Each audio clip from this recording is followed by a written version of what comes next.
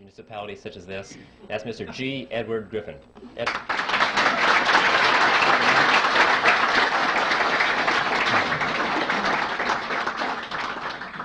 Well, thank you, Mike, and thank you, ladies and gentlemen. I don't know how to take that remark about age. You know, when Bill Jasper stands up and they announce him as the senior editor for the magazine, I know I'm in trouble. Well, we have a lot of material to cover, so I think I'll just sort of jump into this as quickly as possible. I need to warn you about something, though. Since this is being videotaped tonight, and we have a limitation on the length of the time on the videotapes, I have been instructed to divide this into two parts. The first part will last approximately 45 or 50 minutes long, and then we'll take a short break, I'm told, while they change tapes. And the next part we deliver next month. No, there are just a few minutes break, and then we'll continue with part two. So I want you to know that's coming up.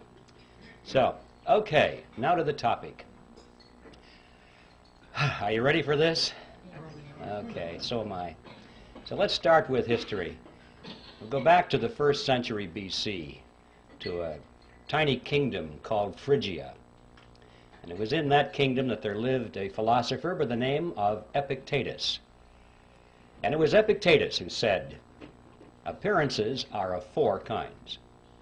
Things either are as they appear to be, or they neither are nor appear to be, or they are but do not appear to be, or they are not and yet appear to be." Don't worry, no quiz on that. Well, that's what he said. When I read that statement for the first time, I thought to myself that surely if Epictetus were alive today, he would undoubtedly be a Harvard professor of money and banking. Because this is the kind of explanation we get, isn't it, when we try and figure out what's going on in the economy or what's going on with the Federal Reserve System. See, what Epictetus did is what is so commonly done with the experts in this field, is he took a relatively simple concept, but by the time he was through explaining it to us, we didn't have the foggiest idea what he was talking about. All he said, basically, was that appearances can sometimes be deceiving. That's all. We all know that. But he had to break it down into 4 component parts, explain that in 2 ways they are what they appear to be, and in other 2 ways they sometimes are not the way they appear to be, and they broke it down and we didn't understand what he's talking about. Nevertheless, I thought that this statement by Epictetus was a brilliant clue for an outline or a theme for my presentation. Because, you know, if there's anything in the world that is an appearance that is deceiving, it is the Federal Reserve System. And in particular, it is one of those appearances of the 4th kind, which is, I'm sure you all remember, are those which are not and yet appear to be. So that's going to be my theme tonight. I'm going to come back to it now and then if I remember to do it, and use it as kind of a punctuation point, because this is perhaps at the most fundamental level the most important thing we need to know about the Federal Reserve System, which is that it is an appearance of the 4th kind, something which is not and yet appears to be. When I did my research on this topic, I came to the conclusion, which may startle you folks here, that the Federal Reserve System does not need to be audited. It needs to be abolished.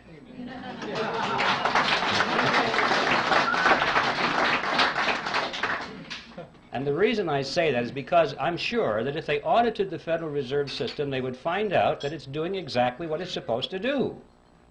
There's no secret there. There's no shenanigan going on behind the scenes. It's all out in the open. If we'll just study the Federal Reserve System on the basis of what we know already, if we'll read their literature, if we'll dig into the history, we find out that it's one of the greatest scams of all history. Out on the surface, it doesn't need an audit. An audit, I'm sure, would merely delay the process for a couple of years, give the American people the false impression that something is being done about this problem, and at the end of 2 years they'd say, well, the books are clean. I came to the conclusion that the Federal Reserve needed to be abolished for 7 reasons, actually, and I'd like to read them for you now. I've stated them in rather concise terms. Hopefully they'll have some shock value so you can remember them. And here they are. First of all, it is incapable of accomplishing its stated objectives. 2, it is a cartel operating against the public interest. 3, it is the supreme instrument of usury. 4, it generates our most unfair tax. 5, it encourages war. 6, it destabilizes the economy. And 7, it is an instrument of totalitarianism. Now, I don't know what you think about those 7 points. I know that a lot of you are totally in agreement with it. I can tell by your reaction. I trust that there are some skeptics here tonight. I hope there are. Otherwise, I feel like the minister talking to the choir. Usually there are skeptics in my audience, and frankly, those are the ones I'm most interested in talking to. And for the skeptics, I'm sure that you're thinking, those sound like pretty far-out statements. How could you ever demonstrate them to be true? But I think you would agree, regardless of your preliminary conclusion about those statements, that if any of them could be proven to be true, there would be good enough reason to abolish the Federal Reserve System. So let's take a look and see whether they can be supported. Time doesn't permit to go into all 7 of those here this evening, but I would like to splash around on at least the first 4 of them to show you that indeed there is ample evidence to support these conclusions. And I think the best place to begin with all of this is where the action was, and that is the creation of the Federal Reserve System. And that takes us directly to the title of my book, The Creature from Jekyll Island. You can almost hear the music being played in the background as they do some kind of a spot commercial to sell this book. I have to admit I had a lot of fun with that title because I had this fantasy in my mind that someday it might be in a bookstore window and people would pass by and think, oh, it's a sequel to Jurassic Park. But anyway, that will never happen, I'm sure. The fact of the matter is, for those of you who know a little bit about this topic, the title has quite a bit of meaning in it. And we have a lot to learn by exploring what that meaning is. First of all, Jekyll Island is a real island. It's off the coast of Georgia. And it was on that island back in 1910 that the Federal Reserve System was conceived at a highly secret meeting that took place there. And what I'd like to do is talk about this meeting and show you that, in fact, the Federal Reserve was created there, and that there was a lot of secrecy surrounding it. And then we'll be confronted with the question, why the secrecy? When things are done in secret, there are often things to hide. And we'll explore what it was that they wanted to hide. And when we finally understand what that was, we'll be face to face with one of the most important facts about the Federal Reserve System that is not generally known. In 1910, Jekyll Island was privately owned by a small group of millionaires. In those days, they were millionaires. In today's dollars, they would be billionaires from New York. This is where their families went to spend the winter months. It was a resort island, a resort club. It was called the Jekyll Island Club. And there was a very elaborate clubhouse there, which was the center of their social activities. It's still there, by the way, if anybody wants to visit it.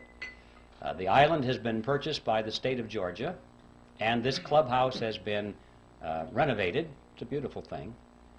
And around this clubhouse, they had cottages, which were built by many of the families that belonged to the club.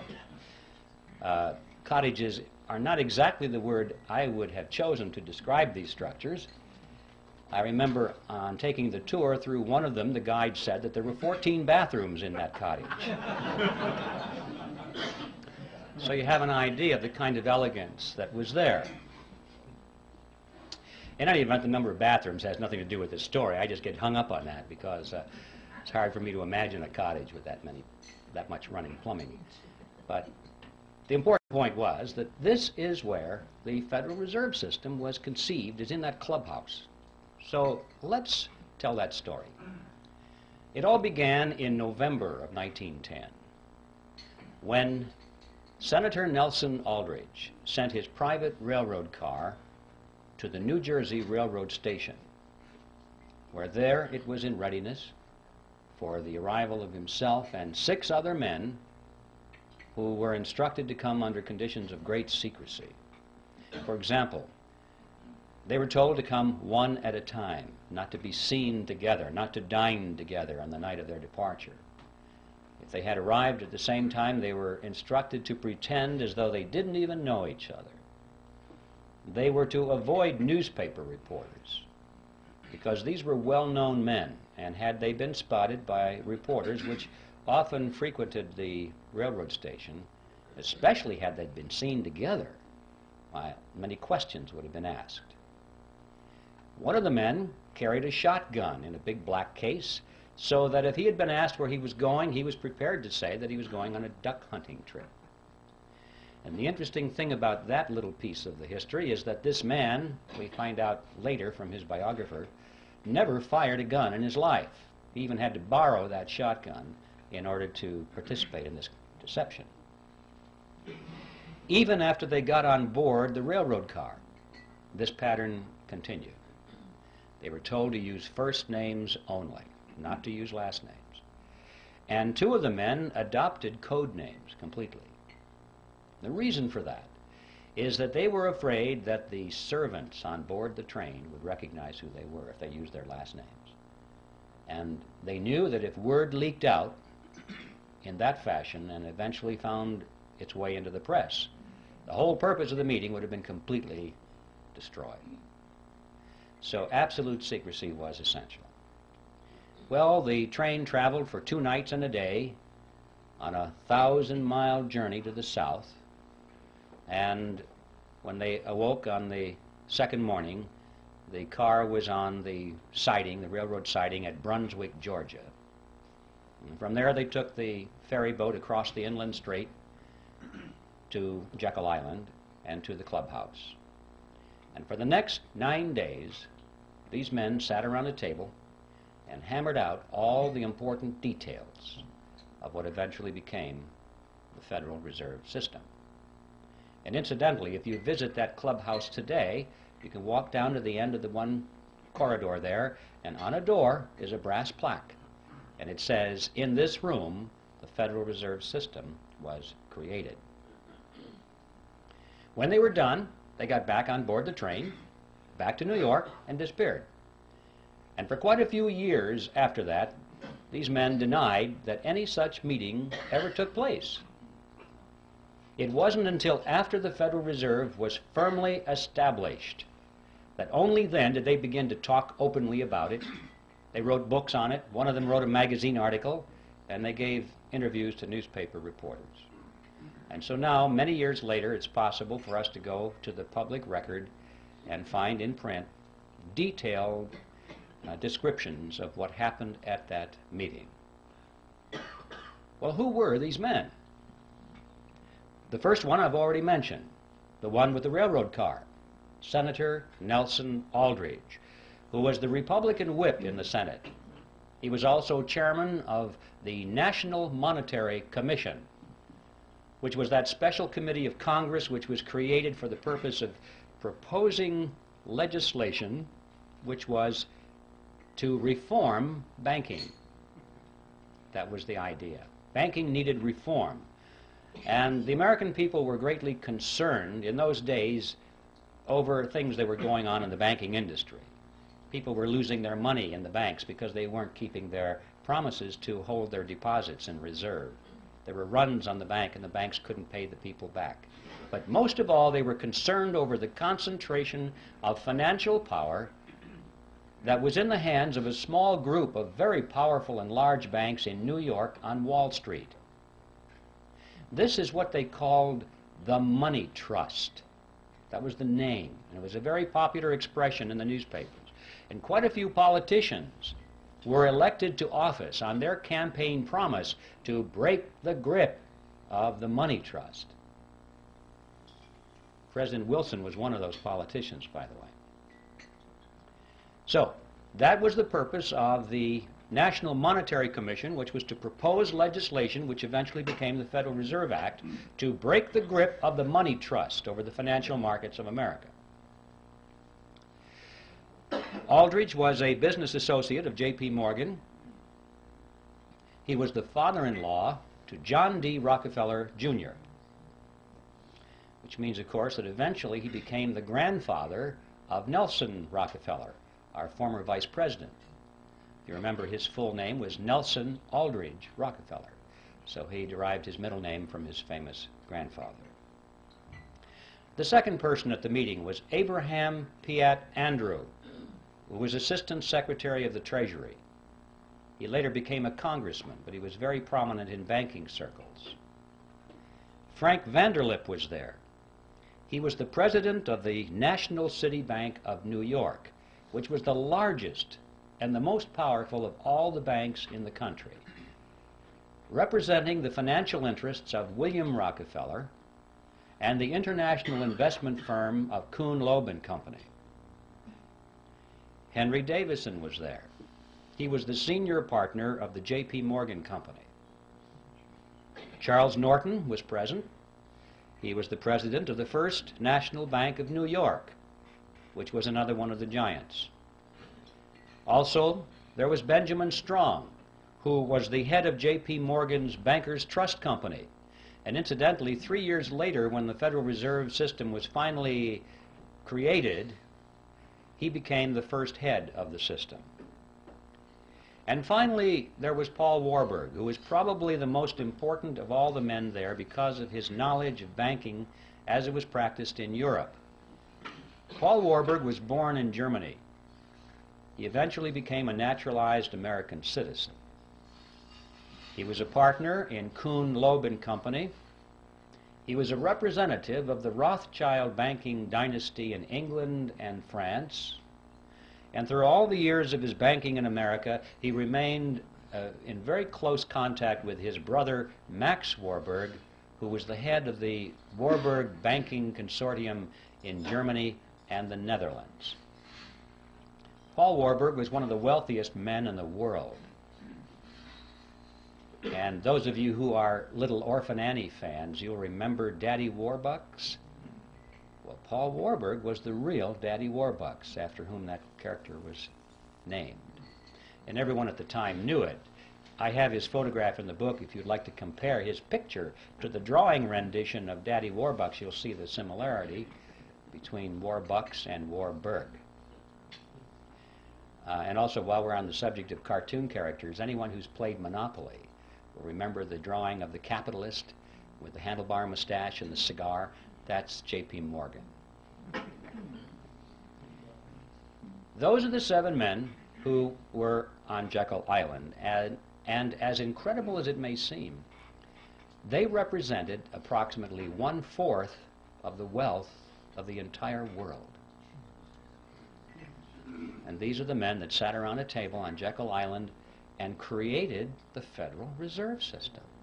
What's going on here? Should arouse our curiosity a little bit. It didn't just happen. Well, speaking of it just happening, for the skeptics, you're probably wondering, did it really happen that way? Perhaps Griffin is exaggerating this to make a point. Well, yes, it really happened that way, and to illustrate that, we could go to a lot of documentation, but to simplify this, I'd like to just read for you a short excerpt taken from one article written by Frank Vanderlip, who was one of the attendees at that meeting. And this was written in the Saturday Evening Post, and it appeared on February 9, 1935. And this is what Vanderlip said. I do not feel it is any exaggeration to speak of our secret expedition to Jekyll Island as the occasion of the actual conception of what eventually became the Federal Reserve System. We were told to leave our last names behind us. We were told further that we should avoid dining together on the night of our departure. We were instructed to come one at a time, and as unobtrusively as possible, to the railroad terminal on the New Jersey littoral of the Hudson, where Senator Aldrich's private car would be in readiness, attached to the rear end of a train to the south. Once aboard the private car, we began to observe the taboo that had been fixed on last names. We addressed one another as Ben, Paul, Nelson, and Abe. Davison and I adopted even deeper disguises, abandoning our first name. On the theory that we were always right, he became Wilbur and I became Orville, after those two aviation pioneers, the Wright brothers. The servants and train crew may have known the identities of one or two of us, but they did not know all, and it was the names of all printed together that would have made our mysterious journey significant in Washington, in Wall Street, even in London. Discovery, we knew, simply must not happen. Well, why? What's the big deal here? What's wrong with a group of bankers getting together in private and talking about banking or banking legislation? And the answer to that question is provided by Vanderlip himself in the same article. He said, "If it were to be exposed publicly that our particular group had got together and written a banking bill, that bill would have no chance whatever of passage by Congress." Why not? Because the purpose of the bill was to break the grip of the money trust. And ladies and gentlemen, it was written by the money trust. It's as simple as that. Had that fact been known from the very beginning, the public would never have accepted it as a means of breaking the grip over the money trust. And we would never have had a Federal Reserve System because the scam would have been exposed